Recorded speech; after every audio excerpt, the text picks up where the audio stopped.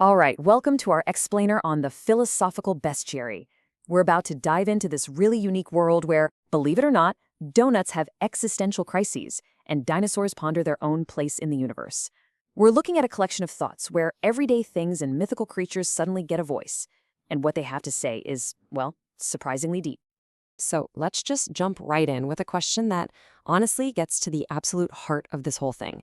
Forget about ancient beasts for a second. Just picture a simple, sugary donut, and then, out of nowhere, it starts to think. It starts to wonder about its own existence. And that's it. That's the voice of a donut, in total, pure existential shock. It's not some philosopher. It's a pastry, and it's grappling with the completely impossible reality of its own consciousness. So what we're doing here is following that spark, that initial moment of why am I thinking, all the way to the huge cultural power of the myths that end up shaping our world. It's a wild ride, so let's get into it. All right, so our first stop on this journey is the accidental thinker. And this is all about these beings who, just like our donut, suddenly find themselves conscious, and let me tell you, they are not happy about it. And you know what? It's not just the donut. We hear the exact same thing from an unhatched egg. Yeah, it's not seeing consciousness as some kind of gift, but more like a burden. It actually misses being unconscious, basically saying that this whole life thing might have been a mistake. And you have to understand, these aren't just, passing thoughts. No, this is an immediate, full-blown philosophical crisis for them. Right out of the gate, they're asking these massive questions that have frankly stumped human philosophers for centuries. The big one being, why are we conscious in the first place? Okay, so once these minds are sort of forced into existence, their first instinct is to try and figure out what's going on. But as we're about to see in this next section, a flawed reality, their first take on the world is, let's just say it's full of biases and some pretty big misunderstandings. So, take the dinosaur, for example. The second it becomes self-aware, what does it notice? It's huge. And from that one single observation, it builds an entire worldview. Bigger is better. Strength is everything. The only possible threat out there has to be bigger than me. You can see how this is a pretty simple, kind of arrogant, and, a dangerously flawed way of seeing things. And here's where it gets interesting. This is how a flawed idea starts to feel like the truth. Because the pterodactyl, looking down from above, basically confirms the dinosaur's bias. It agrees that shrinking just wouldn't make any evolutionary sense. So what you get is this little echo chamber of flawed logic where they're both completely blind to what's really going on. It's the same kind of thing with the bear. It looks at the panda and gets totally confused. This gentle, kind of clumsy creature, it just doesn't fit the bear's idea of what a bear should be. So instead of questioning its own assumptions, it just decides the panda must be some kind of trick, a ruse. So here's the big takeaway, right? These new minds, they are not objective observers. Not at all. They're literally creating a reality that just confirms what they already think. Their perception isn't reality. It's like a first draft, and it's heavily marked up with their own pride, their own fears, and a whole lot of confusion. Okay, so we've seen how one mind can get things wrong.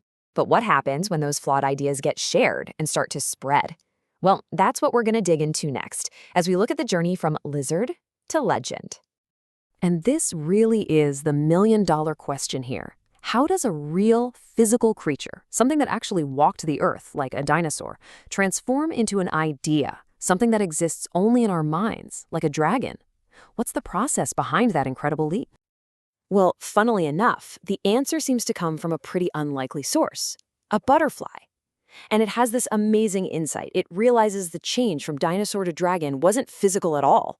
It was all in our heads, a shapeshift of the mind, a collective act of imagination. Then the dove comes along and actually gives this process a name. It calls them psychological templates. Think of these as, well, like mental shortcuts or concepts we already have in our brains. Things like power, peace, evil. And we use these templates to make sense of what we see.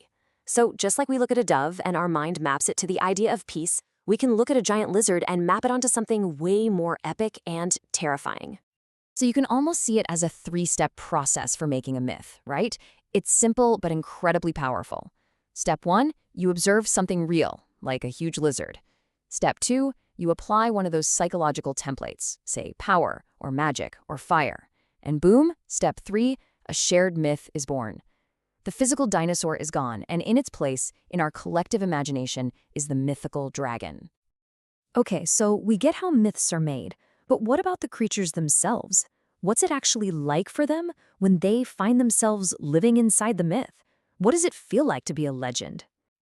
And what's fascinating is that you get two totally different reactions to this.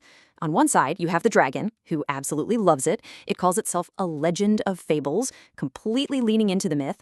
But then you have the poor dragonfly. It's just frustrated. Its name is so epic, but it has zero to do with its reality as a tiny insect. For the dragonfly, this myth is just a constant, ridiculous burden. And then you have the centaur, who asks something that's honestly just heartbreaking. It gets that its whole purpose is to be entertainment in our stories. But it pushes back, reminding us, hey, I'm alive, you know? It asks this profound question that really makes you think about storytelling itself. Why should my life just be defined by what somebody else imagines? And that right there, that's the core tension of this whole thing. The stories we tell are myths. They are incredibly powerful. They shape how we see everything. But for the actual subjects of those stories, it creates this really difficult conflict between the legend and their own real lived experience. And to wrap it all up, the fox comes in with this really sharp critique of our love for these myths. It basically challenges us to stop clinging to what it calls empty certainties, and instead to actually put in the effort to find out what's objectively real. And that sets up the final big question for us. So that's really the question we're left with at the end of all this. Are these convenient myths a necessary tool for us to understand the world, or are they just a comfortable distraction, one that keeps us from seeing a much more complex reality? It's definitely something to think about, long after this explainer is over.